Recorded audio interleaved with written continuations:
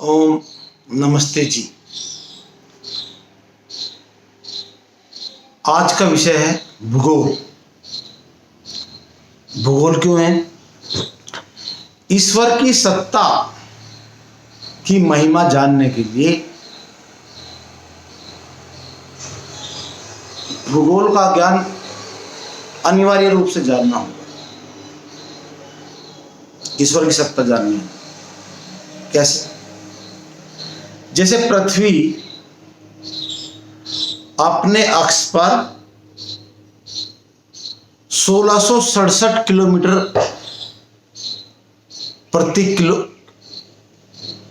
प्रति आवर की गति से घूम रही है। 1667 किलोमीटर, जो 200 सवारी लेकर जाता है एयरक्राफ्ट, जो एयरबस है, वो हजारों एचपी का इंजन लगा रहता है उसमें, और वो 800 की गति से दौड़ गति कर पाता है। और पृथ्वी कितनी अपने अक्ष पर घूम रही है? 1667 किलोमीटर प्रति आवर। एक गति तो ये है। दूसरी गति क्या है? ये सूर्य के चारों तरफ ही चक्कर लगा रही है। उसकी गति क्या है? 1,07,000 किलोमीटर प्रति घंटा। अब हवाई जहाज कोई भी गति घूम सकता है, और सीधी सीधी कैलकुलेशन है ये। जब पृथ्वी का अक्ष से घूमने के लिए क्या है, करीबन 12,500 किलोमीटर, तो पृथ्वी का डाया है 24 घंटे में घूम जाती है, तो उससे उसका 1667 किलोमीटर प्रति घंटे की स्पीड निकल गई। अब दूसरा, ये 1,07,000 किलोमीटर की, यहां से पृथ्वी की दूरी जो है, सूर्य से पृथ्वी की दूरी लगभग 15 करोड़ किलोमीटर है। अब वो एक वर्ष में पूरी घूम जाती है, तो उसके हिसाब से निकाले 1,07,000 किलोमीटर प्रति घंटे की स्पीड पे घूम रही है। ठीक है। एक गति और है, जो सूर्य अपनी गैलेक्सी के जो सेंटर है उसके जो चारों तरफ चक्कर लगा रहा है, उसकी गति है 7 लाख, मतलब 7 लाख किलोमीटर सूर्य अपने पूरे सौर मंडल को लेकर घूम रहा है। 7 लाख किलोमीटर प्रति घंटा। और देखो, हमें कोई एहसास ही नहीं है। 7 लाख। आपने कभी ट्रेन में 150 की स्पीड पे, कभी ट्रेन में जब चलती है 150 या अपनी गाड़ी, तो इतनी तेज हवा लगती है कि भयंकर।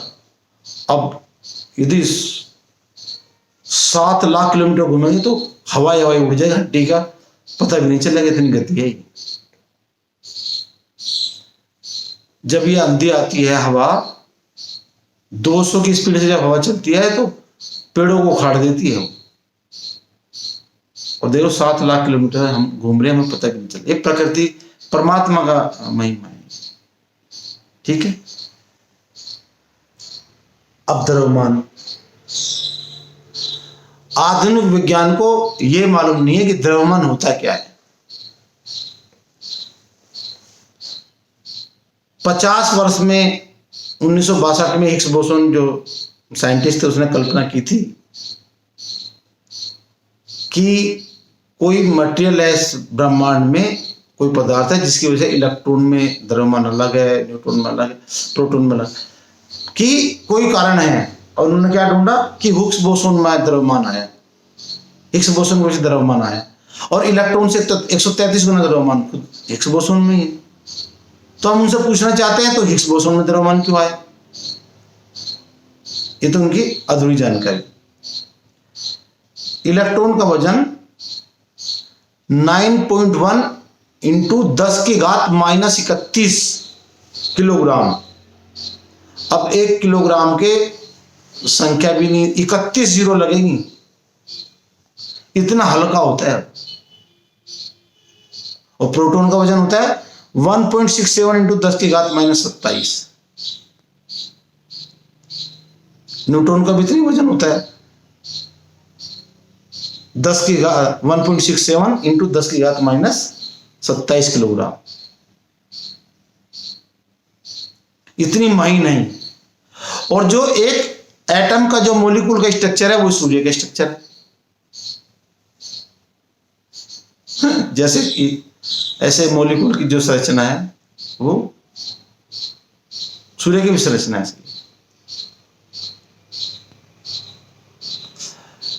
जैसे हम सूर्य, हमारा जो सौरमंडल, सूर्य का सौरमंडल मतलब सूर्य के जो ग्रह उपग्रह हैं उनका वजन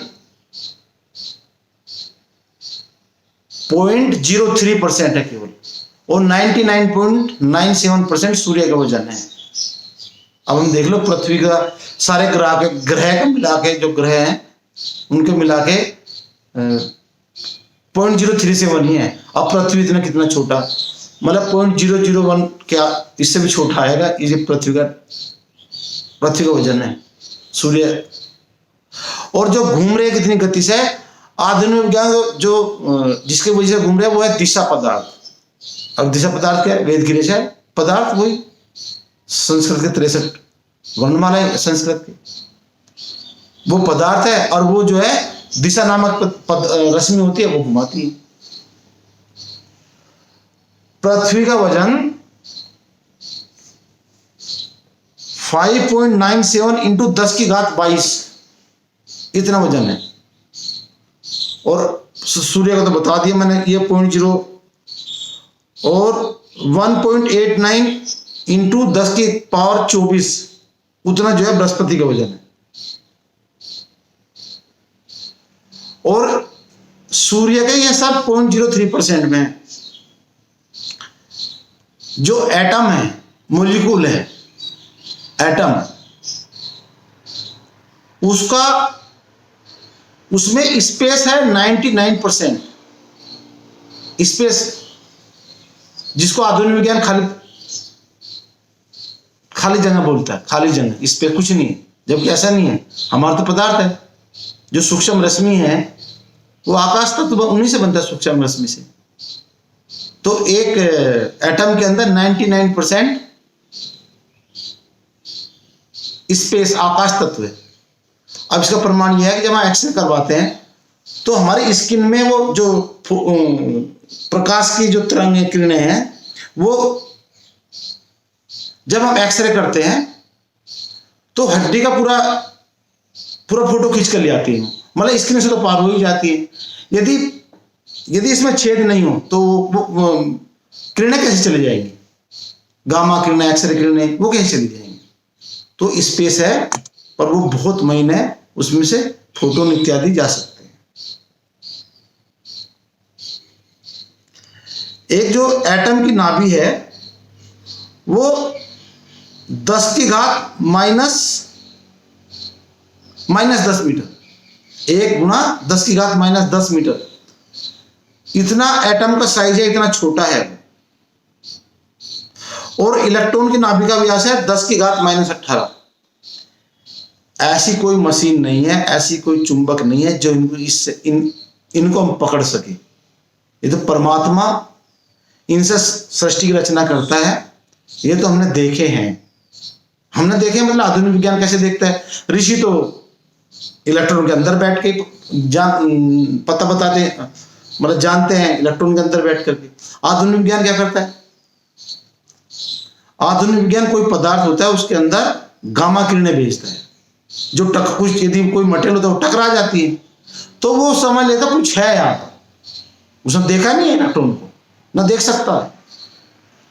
हाँ, आगे कोई मशीन भी आएगी उसे देख सकता है, अभी तो नहीं। फोटोन से देखता है, फोटोन से अंदाजा कि आगे कोई टकरा रहा है उससे देखता है। अब जो स्टील है, सरिया जो अपन बाजार में लोहा, उसका जो घनत्व है वो है 7.8 टन पर क्यूबिक मीटर, मतलब 7800 kg पर क्यूबिक मीटर। पानी आता है क्यूबिक मीटर में 1000 लीटर, मिट्टी आती है 1600 kg, और कंक्रीट का वजन होता है 2.5 टन 1 क्यूबिक मीटर में।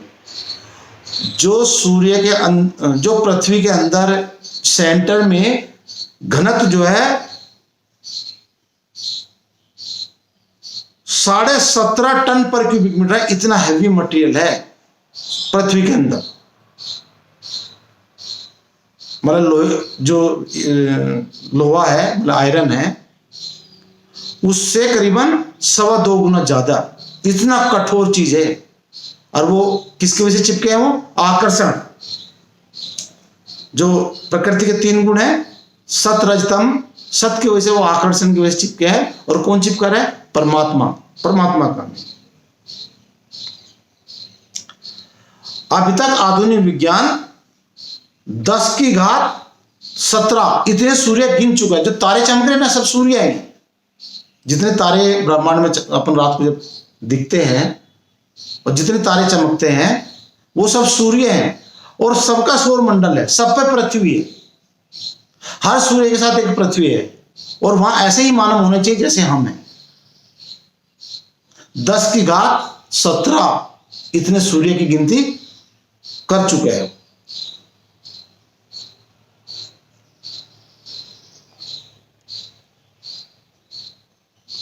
तो ये भूगोल है। इतनी आप जो कहते हैं कि अवतार हो सकता है उसका परमात्मा का, वो है ठग। क्योंकि ठग विद्या से वो दुकानदारी चला रहे अपनी। क्योंकि ईश्वर को जाना जाएगा विज्ञान से, और विज्ञान से उनका कोई वास्ता नहीं है। पहले तो आधुनिक विज्ञान को जानेंगे, आधुनिक विज्ञान को जान के फिर वैदिक विज्ञान समझेंगे। तब जब आधुनिक विज्ञान पूरा पढ़ेंगे उसमें जो प्रश्न रहेंगे बाकी जिज्ञासु के लिए, जैसे फोटोन को कहते हैं कि जब गति करता है तब तो उसमें द्रव्यमान होता है, और जब स्थिर होता है तो उसमें जब द्रव्यमान 0 होता है। ये उनके गप है, गप आधुनिक विज्ञान के।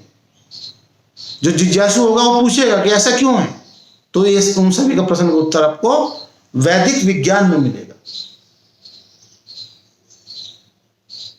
बहुत बहुत बहुत प्रश्न बाकी है। ऊर्जा क्या है, बल क्या है, विद्युत क्या है, विद्युत आवेश क्या है, काल क्या है, ये आधुनिक विज्ञान नहीं मालूम।